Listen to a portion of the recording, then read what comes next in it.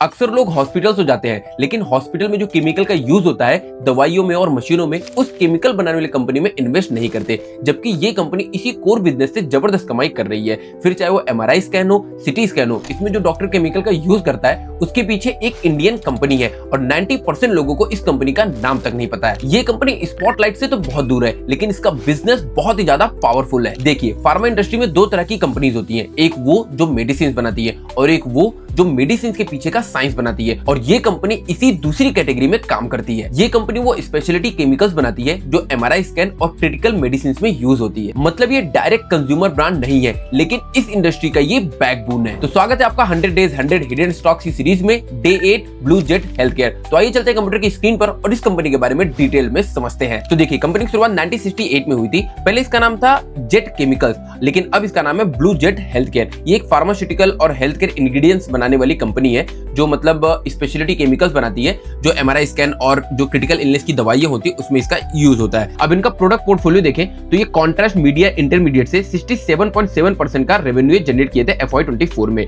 अब contrast media intermediates क्या होते हैं? तो वो जो एक्सरेज में, सिटी स्कैन्स में, एमआरआईज में, अल्ट्रासाउंड में, ये सारी जो मशीनों का यूज होता है मेडिसिन में, उसमें जो केमिकल्स का यूज होता है वो ये केमिकल्स बनाती हैं। इसके साथ में इस इंडस्ट्री में जो बड़े बड़े ग्लोबल प्लेयर्स हैं, जो लगभग 75% इस मार्केट का कवर करके रखते हैं, वो इनके क्लाइंट है और उनके साथ ये कंपनी डील कर रही है, मतलब उनके लिए केमिकल्स बना रही है। साथ में देखें तो कंपनी हाई इंटेंसिटी स्वीटनर्स भी बनाती है। 18.1% का जो इनका रेवेन्यू है FY24 का, वो यहीं से जनरेट हुआ था। अब इसमें क्या है, जो टेबल टॉप पे स्वीटनर्स यूज होते हैं, toothpaste, beverages, candies, pharmaceutical food, supplements, ये सब जो यूज हो रहे हैं, इसमें ये जो इनके जो केमिकल्स हैं उसका ये मतलब बनाने का काम कर रही है। ठीक है, ओवर 300 ग्लोबल कस्टमर ने इनके जो प्रोडक्ट्स से, इनके जो स्वीटनर्स थे, उसको ये परचेस किए थे और ये FMCG और एग्रोकेमिकल सेक्टर में भी अपना काम कर रही है। मतलब वहां पे भी ये अपने स्पेशलिटी जो केमिकल्स है उनकी सप्लाई कर रही है। साथ में ये फार्मा इंटरमीडिएट्स भी बनाती है, जिसका हमने ऑलरेडी डिस्कशन किया था, और FY24 में 13.4% रेवेन्यू इसी से इन्होंने जनरेट किया था। उसमें क्या क्या इन्वॉल्व है? उसमें कार्डियोवैस्कुलर, सेंट्रल नर्वस सिस्टम और ऑन्कोलॉजी एरियाज के जो वहां पे जो केमिकल्स का यूज हो रहा है वो ये कंपनी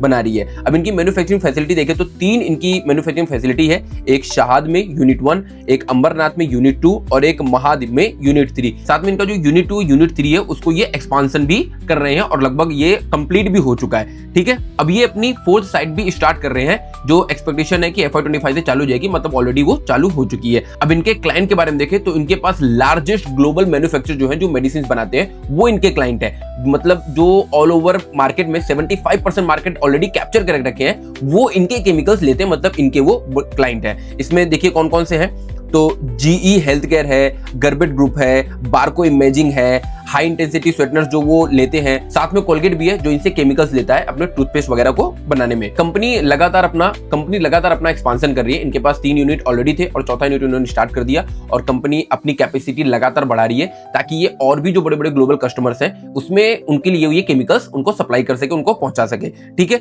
इनका अगर जियोग्राफिकल रेवेन्यू देखें तो यूरोप से ये 79% रेवेन्यू जनरेट कर रहे हैं, इंडिया से 13%, यूएसए से 4% और रेस्ट ऑफ द वर्ल्ड से 4% रेवेन्यू जनरेट कर रहे हैं। मतलब इनके जो मोस्ट ऑफ क्लाइंट है वो यूरोपियन क्लाइंट है और वहां से ही ये ज्यादातर रेवेन्यू अपना जनरेट कर रही है। अब इनकी जियोग्राफिकल प्रेजेंस देखें तो कंपनी 400 से ज्यादा कस्टमर्स को हैंडल कर रही है ऑल ओवर 39 कंट्रीज में, मतलब 39 कंट्रीज से इनका काम चालू है, जहां पे इनके 400 से ज्यादा इनके पास ग्लोबल कस्टमर्स है, उनको ये स्पेशलिटी केमिकल्स की सप्लाई कर रही है। मतलब बहुत ही अच्छी चीज है, किसी एक कस्टमर के ऊपर ये डिपेंडेंट नहीं है। अब इनका रेवेन्यू कंसंट्रेशन देखें तो इनके जो टॉप कस्टमर थे उनसे ही इन्होंने 63.5% रेवेन्यू जनरेट किया था, और बाकी के टॉप 10 कस्टमर से इन्होंने 83.75% का रेवेन्यू जनरेट किया था FY23 में। इनके जो भी कस्टमर थे उनसे ये लॉन्ग रिलेशन बिल्ड करते हैं, मतलब 1 से 4 साल, 5 साल, 10 साल तक ये रिलेशन बना के रखते हैं और उनको ही पर्टिकुलर ये केमिकल की सप्लाई कर रहे हैं, जो कि बहुत अच्छी चीज है। क्योंकि अगर आपके पास फिक्स क्लाइंट्स हैं तो आप उनके लिए सप्लाई जो भी आप करने वाले हो, उनके लिए जो मैन्युफैक्चरिंग करने वाले हो, वो थोड़ा सा आसान हो जाता है कंपनी के लिए भी कि भाई हाँ, मुझे इतनी सप्लाई करनी है, यहाँ से इतना रेवेन्यू जनरेट होगा, तो चीजें बहुत ही थोड़ी सी स्मूथ हो जाती है।